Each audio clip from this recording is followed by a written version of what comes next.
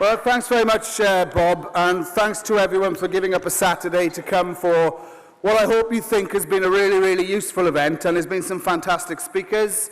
But what we wanted to try and do in the last session is to say, if you have enjoyed this event, now what we've got to ask ourselves is, what are we going to do when we go home, and what are we going to do to build the movement to ensure that the things that we've talked about today can actually become reality. And I just really wanted to say, therefore, that around three things. One, what do we have to do in terms of the trade unions and the industrial action that we require urgently in order to stop the austerity on our members? Secondly, what campaigning do we need to do to unite everybody to say that we are going to try to challenge and defeat the government? And thirdly, what political things do we need to do in order to support Jeremy Corbyn? Now, on the trade unions, let's just be clear. 6.5 million members. The unions are the single most important organisations to start the challenge against the Tories immediately. And we do that by taking industrial action to defend our members and to stop austerity. So my suggestion really is not one that I've come up with, but is to implement TUC Congress policy that unanimously agreed only last September, that there should be united, coordinated strikes across the whole of the public sector over the disgraceful issue of pay restraint, which for PCS members is now in its 11th year. Imagine if we had strikes that united teachers, doctors, nurses, council workers and civil servants all saying we have had enough. And we can do that within the law, and if we did that, we believe we could transform the situation in terms of the government going on the offensive. And that's the best way, comrades, to support the junior doctors in the here and now. Is not to allow them to stand alone, but for other unions to stand alongside them. And I hope all of us agree that when we leave this room, if we do nothing else, it will be to ensure that we're on the picket lines with those doctors in their strike action that's coming over the next few weeks. And I particularly want to say something about the doctors, because this time last year I had life-saving surgery. And it was those doctors who kept me alive and the many other people who were on the ward with me in Papworth NHS Trust. Those doctors were amazing. But let me say something else about those doctors. My heart surgeon was from China, my cardiologist was from India, and the lead junior doctor was from Eastern Europe. So my message is, thank God for me and others that migrants and refugees came to this country, and we should welcome them in the future.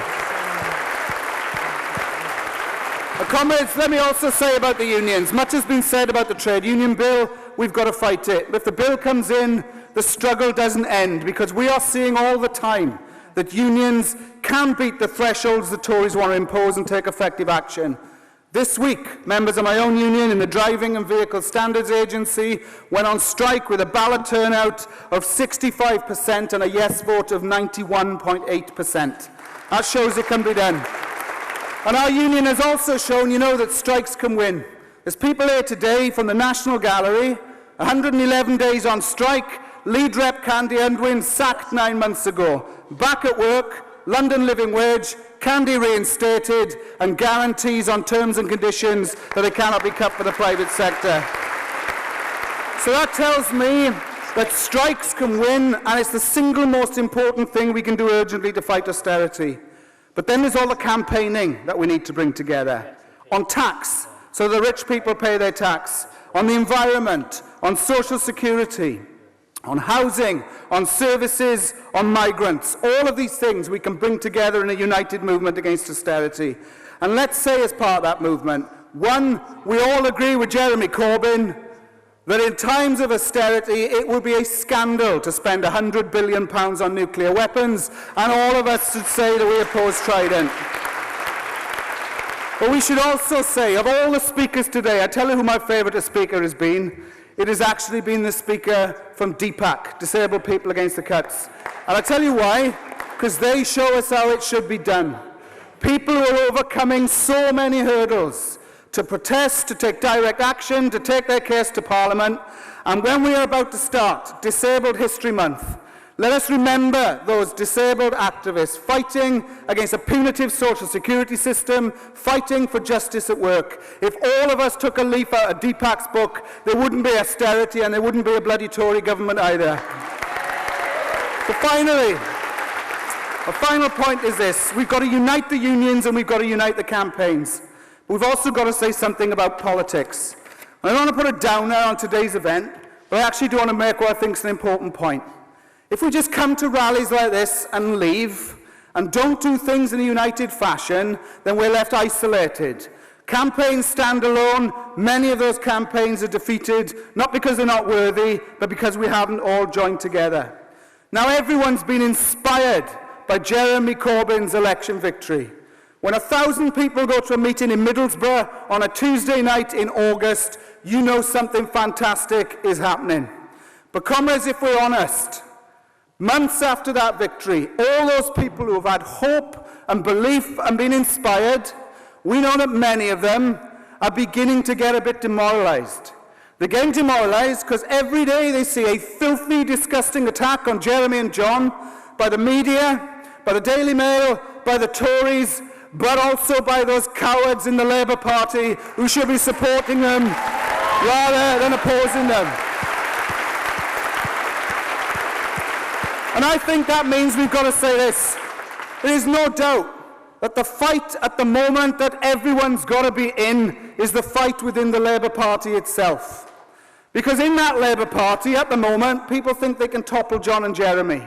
What happens if that happens? We will be back to thinking we need a new party and the people need to come together. We will have lost the opportunity of a lifetime. So let's not sit back when Jeremy is being stigmatised and John is being attacked and we see shadow cabinet members come out of the woodwork to undermine them.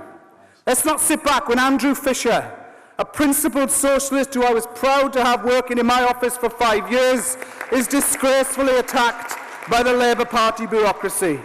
So comrades, we've all got to do whatever we can to ensure that fight in the Labour Party and outside is won, and so that the anti-austerity movement can go on to provide us all that we need. And comrades, I think that means finishing on this. To unite an anti-austerity movement, it means we've got to say we should oppose all cuts. We shouldn't be choosing between pensioners and students, teaching assistants and teachers, people in work or people on benefits. We are against all cuts across the range to all people who are suffering from austerity. And if we can unite people, if we can say that all these Labour MPs who are being disloyal, they all have to be reselected when the boundary changes come in, and I for one hope Simon Danchuk and Frank Field and all the others are booted out and replaced by real socialists. But finally, the point is this. Not everybody wants to join the Labour Party. We've got to unite everybody.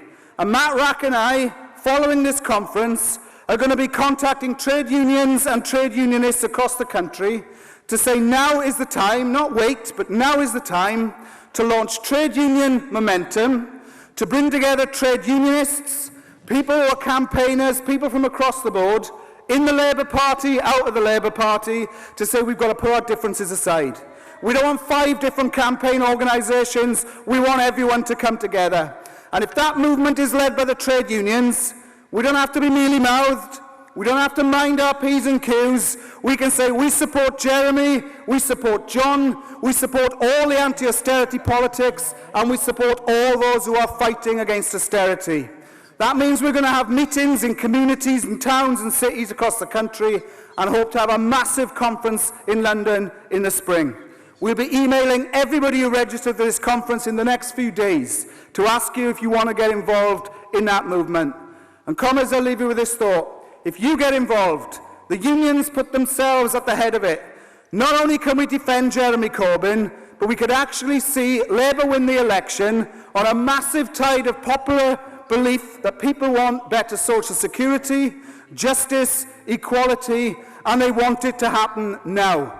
And if that's going to happen, and we see the junior doctors win their dispute, we see public sector workers get justice on pay, and the homeless off our streets, Britain can finally become a country we can be proud of, rather than one where the rich get richer and everybody else suffers. So join us, comrades, get involved in the struggle, and let's not let the opportunity of a lifetime pass us by. Thanks very much.